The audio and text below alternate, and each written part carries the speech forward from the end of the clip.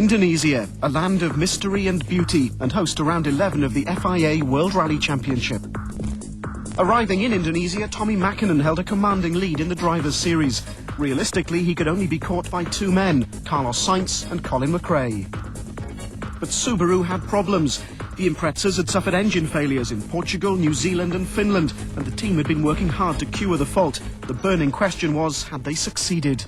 They did a lot of testing in Wales after Finland, and we did 3 days testing here, and so far we didn't have any more problems, so I really hope it's okay now.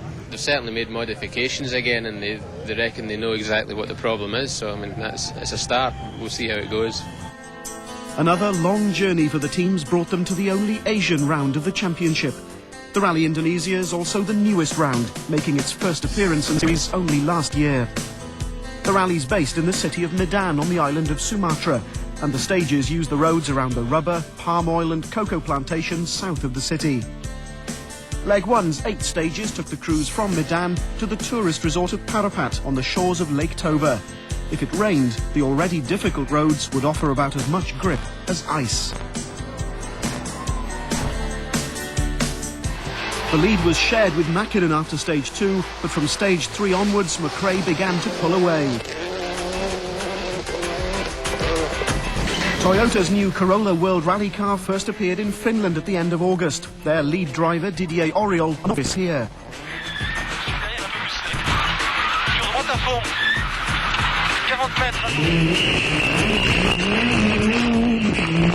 It's completely different rally, and absolutely no experience here. It was time for me. And okay, the road is very typical here. I never drive in the style of this road in another country. Front differential problems effectively left the car with only two-wheel drive for much of the day. Auriol finding the conditions a real challenge.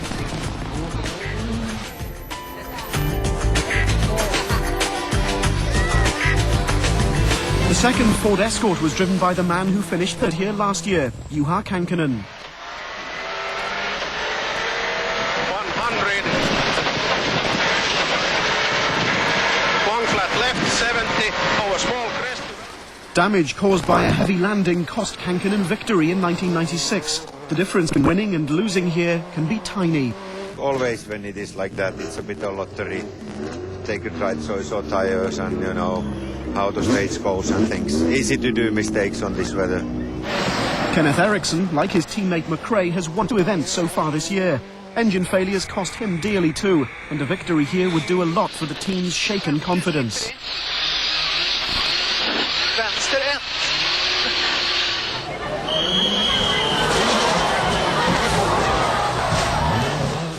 Eriksson's aim in Indonesia, like almost everyone else's, was to beat Tommy Mäkinen. Yeah, that's my target, but it will be difficult, not only him, Carlos and you, and of course all the other drivers as well. It will be a hard fight, but of course my target is to rally.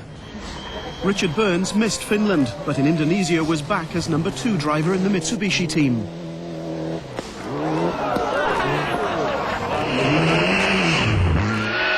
I think K right, long, slippy. Keep right to K left plus slippy. Burns was another team of retirement last year, but remembers only too well the conditions faced by all the crews. It's about as hot and uncomfortable as you can possibly get, and it gets up to, I don't know what temperatures inside, maybe 70 degrees Celsius inside the car, and it is horrible.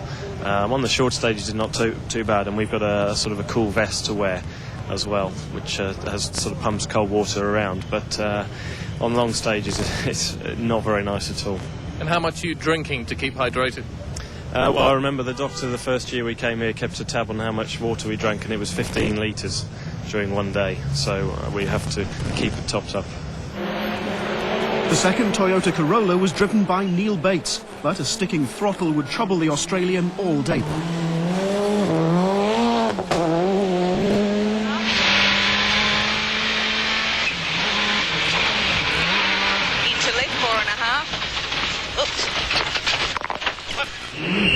That incident on stage 1 cost nearly 6 minutes, and the throttle problem meant that Bates would be slower than Auriol, his teammate, on all the other 7 stages as well. Damage to the engine meant that he would retire at the end of the first leg. Behind the World Championship contenders, Formula 2, the 2-litre Cup, was led by Harry Rovampera in the Seat, who ended the day in 12th place overall. In Group N, meanwhile, the Proton Weira of Karamjit Singh led. Singh was excluded from the results last year and was out to prove his excellent 7th place hadn't been a one-off.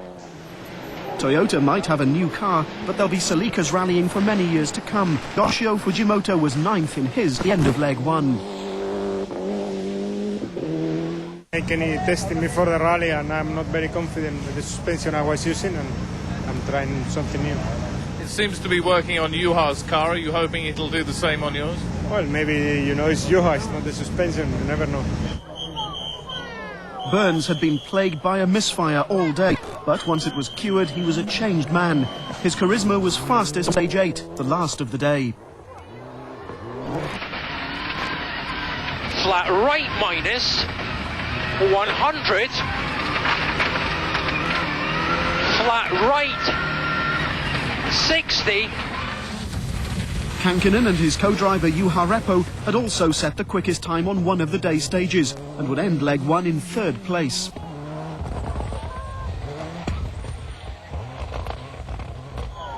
Mäkinen had been able to match McRae's pace for much of the day, but on stage 8 he found he was pushing a little too hard. Ja nöppy oikein sumppuun.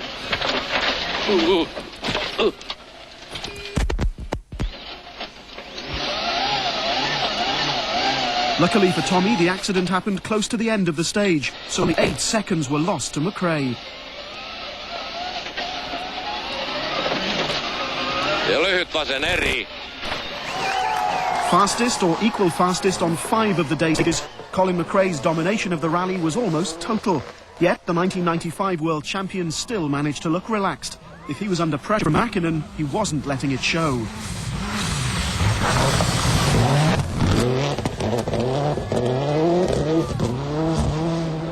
A broken turbine cooler had frustrated Mäkinen's attempt to catch leader, yet Tommy was another who looked as though he hadn't a care in the world. He was content to sit back and see what would happen on day 2. We'll see tomorrow weather, how it is. If it's like today, it's going to be a difficult day. But can you catch up 38 seconds? If it's like today, everything can happen. Everything is quite possible.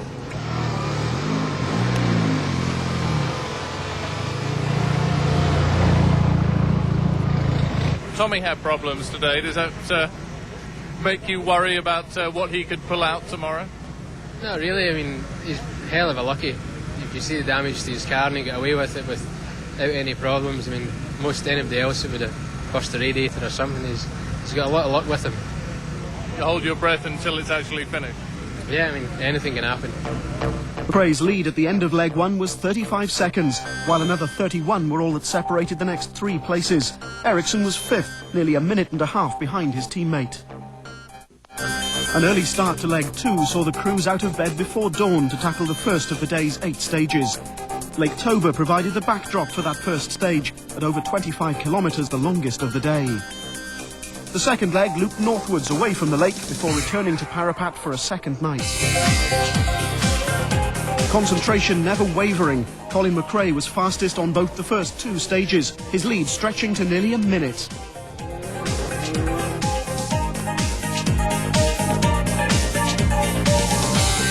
Mäkinen was trying hard, but to no avail. McRae was in a league of his own.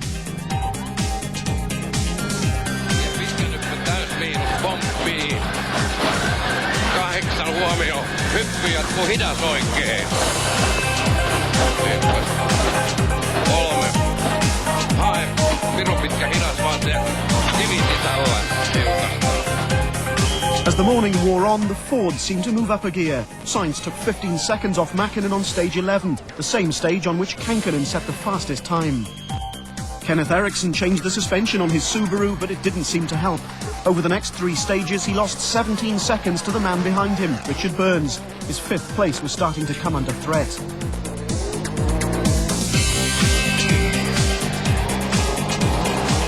Burns was Mr. Motivated. He had a great morning, quicker than team leader Mäkinen on all but stage 10. But Toyota's problems continued. Oriol's rally ended after only 10 stages when he stopped with electrical failure, the new Corolla not having the best of starts.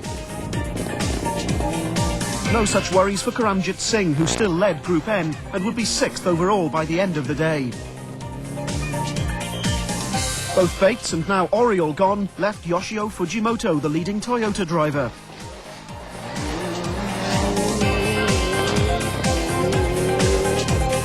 Seat, meanwhile, continued to dominate Formula 2, with Harry Rovanpera well into the top 10 by the end of leg 2. As morning became afternoon, the rally paused in the town of Pemantang Siantar. Indonesian life went on as though the World Rally Championship visits every day. In the plantations, though, it was a lot more serious.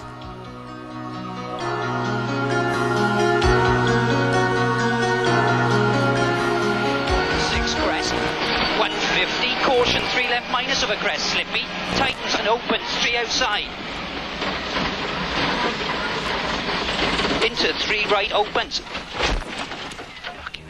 Stage 13, Mäkinen passes the stricken Subaru, taking the lead. Over 2 minutes lost, the pressure mounts.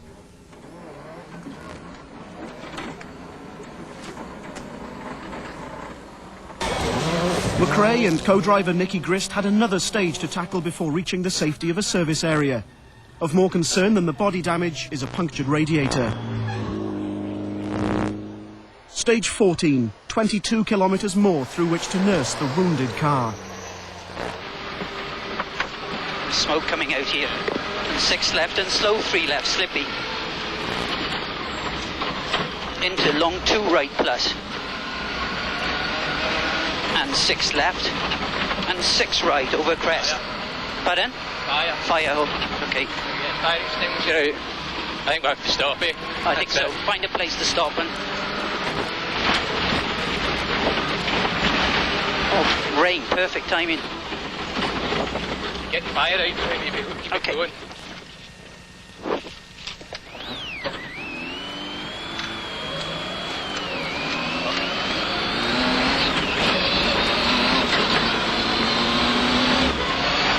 Nick to supervision. Yes, John, we're still running. We're coming out of the stage now. The only thing is, the temperature gauge is getting lower, not higher, so I presume there's no water in it. Do you want us to keep going, or should we stop?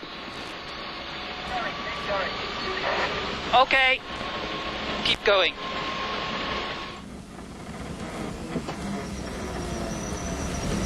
Fast! Go! Having survived the stage, they now needed a trouble-free run to service.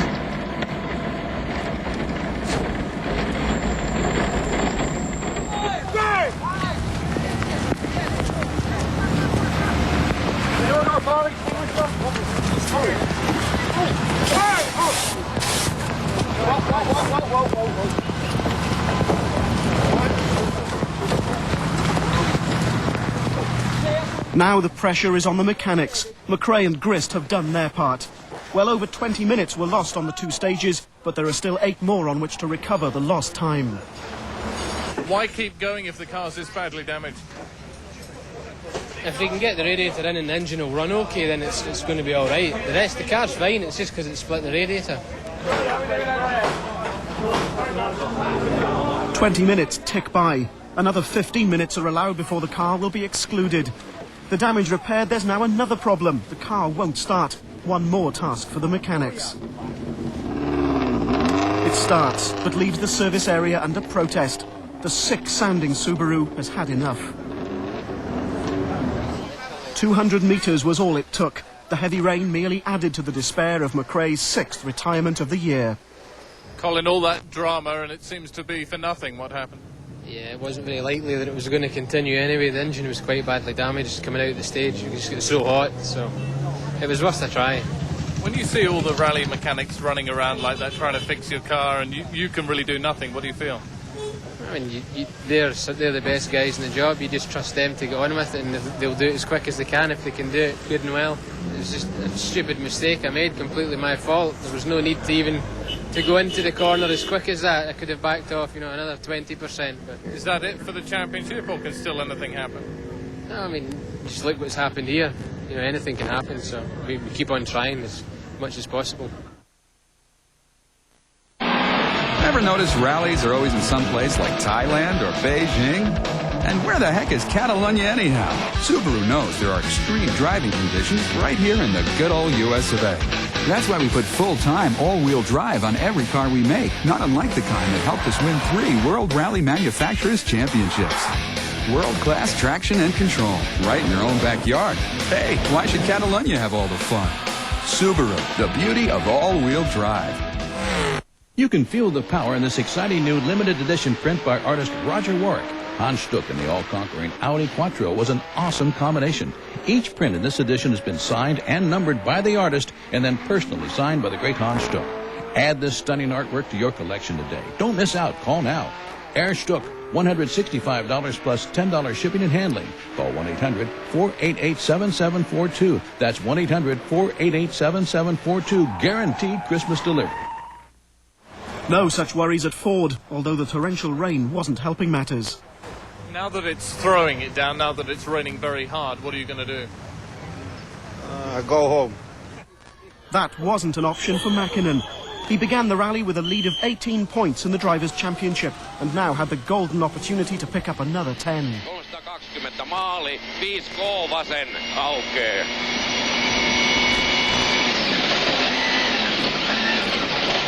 But radiator damage, perhaps caused by the previous day's accident, meant that Tommy joined Colin on the road back to Medan.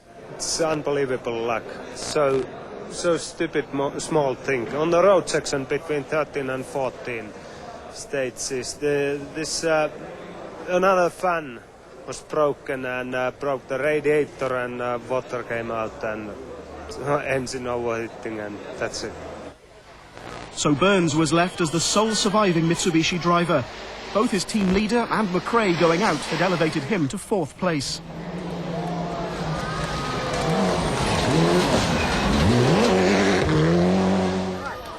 Third was Ericsson, anxious not to repeat McRae's performance. There was, however, one piece of good news for the team. No hint of the kind of engine problems which have plagued the cars since Portugal. The 2 retirements had left a slightly surprised Kankkunen leading. It wasn't to last, though. Going into the day's final stage with a lead of just 2 seconds, it was perhaps hardly surprising that he'd be second going into the final leg. Sainz had been fastest through all of the last 5 stages of the day. Snatching the lead from his colleague on stage 16 might not have involved team orders, but Ford's plans were no secret. Sainz is the driver going for the championship, not Kankkunen.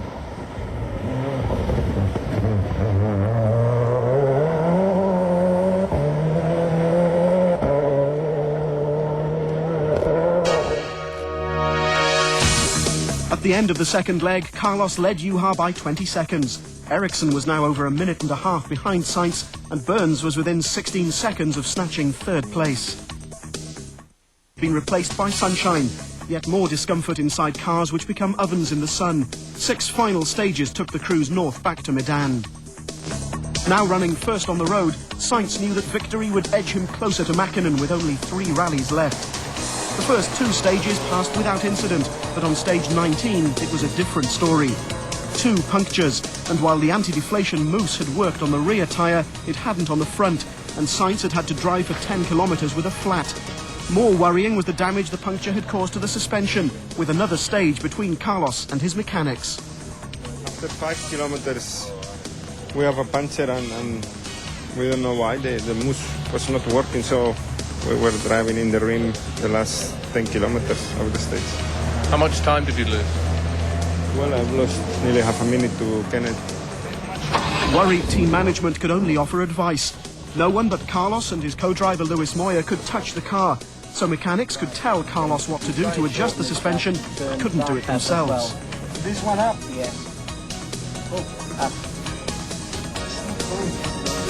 As the dramas unfolded, Karamjit Singh cruised to victory in Group N, 6th overall in a so-called showroom car. Formula 2 had been dominated by Seat, who finished 1-2 in the category. For Eivind Weber, it was particularly satisfying. This was his last rally before he retired from the sport. Teammate Harry Rovanperä won F2, finishing 7th overall. Nothing, it seems, can now stop Seat winning the 2-litre World Cup for the second successive year. Richard Burns finished 4th for Mitsubishi, cursing the misfire on day one, which had cost him precious seconds on each stage. Normally neat and precise, one small error was his only mistake on the final leg. 70, slippy braking.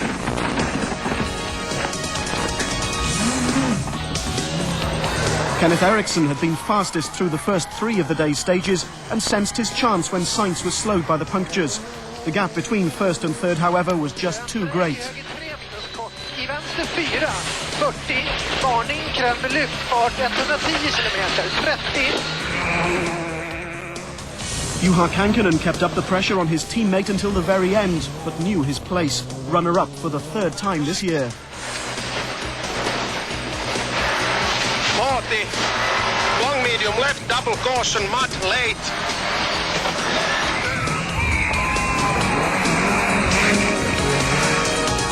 But after the scare on stage 19, Carlos Sainz recovered brilliantly. Suspension repaired, he stormed through the 3 final stages, even setting the quickest time on the last. His 2nd win of the year, and the second 1-2 finish for the team. Para uno, tienes que cambiar menos a fondo, 3. Vamos, vamos, vamos. Bien, bien, muy bien. Perfecto, lo que necesitábamos, tú. For team director Malcolm Wilson, a chance to congratulate the mechanics on a job well done. When Sainz himself appeared, the applause grew even louder. This was his 20th victory at the sport's highest level, and one which puts himself and the team back on course for both World Championships. Carlos, congratulations. You make a habit of winning here in Indonesia. Yeah, thank you very much. I'm very pleased. After all the misfortune we have in the last 3-4 rallies, I think it's a good victory. Was it a hard victory or an easy victory? Not very, very hard, because even up to the last stage, Juha was pushing very hard. Wilson embraces Moya. The party was about to begin. 16 seconds, Sainz's winning margin, with Kankkunen, Eriksson and Burns 2nd, 3rd and 4th, while Yoshio Fujimoto finished a creditable 5th in the Toyota. The championship positions now look very different. Mäkinen still leads the Drivers' Series, but the advantage has been slashed to just 8 points. McRae now needs a miracle to get back in touch with the pair ahead, while Eriksson moves to within 4 points of his colleague, and Kankkunen enters the leaderboard for the first time this year. The manufacturers' table too receives a new look. Subaru's dominance is over. They now have the narrowest of leads, just 1 point, while Ford move ahead of Mitsubishi. 9 points cover the 3 teams, with only 3 rounds remaining. The taste of victory in Indonesia is obviously sweet for the Spaniards. 2 wins in Sumatra in as many years. Europe beckons to the championship once again for round 12, the San Remo Rally. The final all-tarmac event in the series was won last year by McRae after a thrilling battle over the last few stages with Sainz. With Ford now seemingly the team to beat, predictions on what will happen in Italy are impossible to make. One thing is guaranteed: you'll have a grandstand seat.